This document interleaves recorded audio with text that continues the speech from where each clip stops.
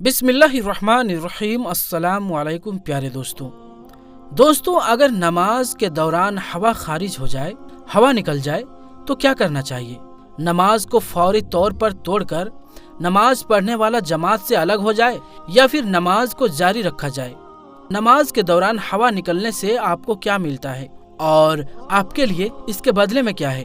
आज की वीडियो में आपको इन हैरान कर देने वाले हकाइक के बारे में बताया जाएगा और कुछ ऐसी चीजें भी बताई जाएंगी कि जिनके बारे में इल्म वाले लोग या आपके जानने वाले लोग आपको आगाह नहीं करते हैं। आज की ये वीडियो आपके लिए बहुत ही ज्यादा खास और जरूरी है, इसीलिए इस वीडियो को आखिर तक जरूर देखिएगा।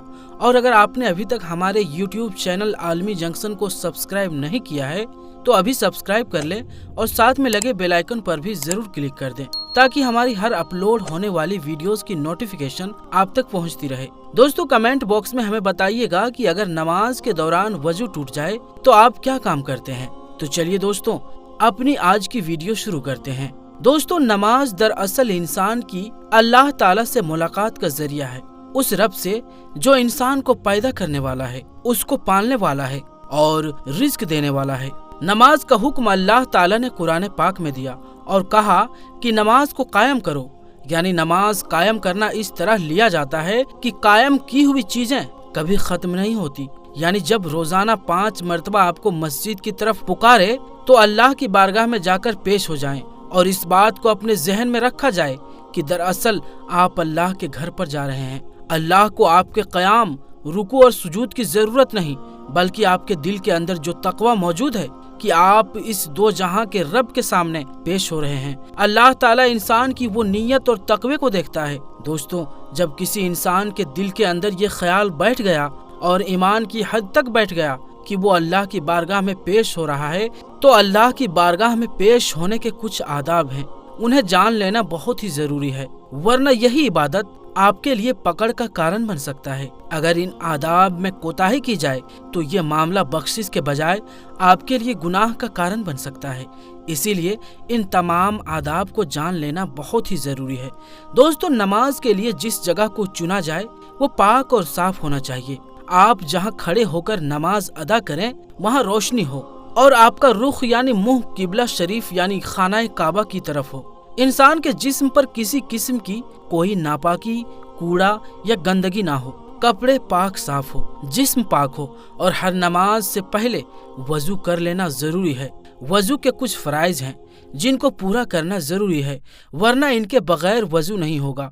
और अगर किसी शख्स का वजू ना हो और वो नमाज पढ़ने के लिए मुसल्ले पर खड़ा हो जाए तो इसके नतीजे में होगा ये कि नमाज नहीं होगी। दोस्तों, जब वजू कर लिया जाए और कोई शख्स नमाज अदा करने के लिए मुसल्ले पर खड़ा हो और नमाज अदा कर रहा हो तो अपने इस वजू का ख्याल रखे, क्योंकि अगर वजू टूट गया तो इसके नतीजे में भी नमाज टूट जाएगी। और इस सिलसिले में सबसे अहम मसला और सबसे अहम सवाल ये पूछा जाता है कि अगर नमाज के दौरान हवा निकल जाए तो इसके नतीजे में क्या नमाज से अलग हो जाएं या फिर नमाज को जारी रखा जाए। दोस्तों, यहाँ पर आपके लिए एक बहुत ही अहम वाकया बताते हैं जिससे इस अमल की अहमियत का आपको बखूबी अंदाजा हो जाएगा। बताया जाता है कि इस रमजान 3 लोग नमाज तरावी अदा कर रहे थे। इनमें एक शख्स इमामत करवाने वाला और 2 मुक्तदी थे। एक छोटे से कमरे के अंदर ये नमाज तरावी अदा कर रहे थे और वहाँ जब एक शख्स की हवा निकल गई उसकी बदबू पूरे कमरे में फैल गई। यानी तीनों को ये अंदाजा हो चुका कि किसी एक शख्स का वजू टूट गया है, लेकिन शर्मिंदगी की वजह से कोई एक भी शख्स नमाज से अलग ना हुआ और यूं ही मुकम्मल नमाज अदा कर ली ताकि उसे शर्मिंदा ना होना पड़े और किसी को अंदाजा ना हो कि उसका वजू टूट चुका है। लिहाजा ये एक बहुत ही शर्मनाक बात था। होना ये चाहिए था कि तुरंत इमाम की तरफ से ये राय दी जाती कि तीनों लोग दोबारा वजू करते हैं ताकि पर्दा भी रह जाता, जो कि दिन का हुक्म है कि पर्दा डाला जाए और यूं नमाज भी दोबारा पढ़ी जाती। लेकिन दोस्तों, ऐसा नहीं हुआ। लिहाजा अब ये जान लेना जरूरी है कि ऐसी सूरत आपके साथ पेश आ जाए कि हवा खारिज होने से आपका वजू टूट जाए और आप जमात की हालत में हो, और अगर आप किसी सफ के बीच में हैं और सफ भी पहली हो तो आप उस सफ को छोड़कर पीछे हट जाएं, नमाज मुकम्मल करें या दोबारा वजू करके आएं। दोस्तों इस बारे में उलमा बताते हैं कि दीन इस्लाम की तालीमात ये है कि अगर वजू टूट जाए तो तुरंत नमाज से अलग हो जाएं, दोबारा वजू करें और नमाज में शामिल हो जाएं। दोस्तों हजरत अम्मा आयशा सिद्दीका रदियल्लाहु ताला अन्हा से रिवायत है कि हुजूर नबी करीम सल्लल्लाहु अलैहि वसल्लम ने फरमाया है, क़े मज़ी या हवा खारिज होने के नतीजे में जो भी शख्स नमाज अदा कर रहा हो तो उसे चाहिए कि वो फौरन नमाज से अलग हो जाए, दोबारा वजू करे और इस दौरान किसी से बात न करे और फिर नमाज में शामिल हो जाए। जो रकात रह जाए उसको बाद में अदा कर लें और अपनी नमाज को मुकम्मल कर लें।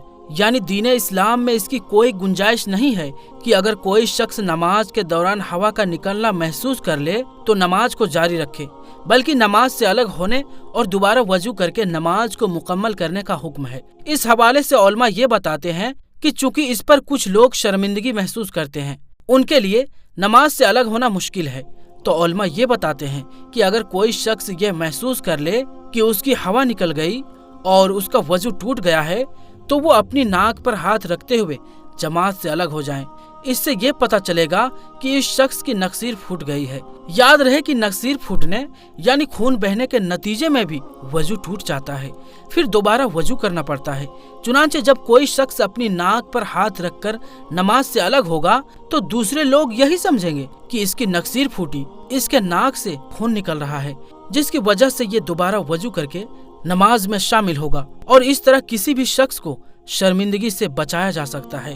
और दीन इस्लाम में जो हुक्म है कि दूसरे के ऐब पर पर्दा डाला जाए तो वो भी इस तरह पूरा किया जा सकता है।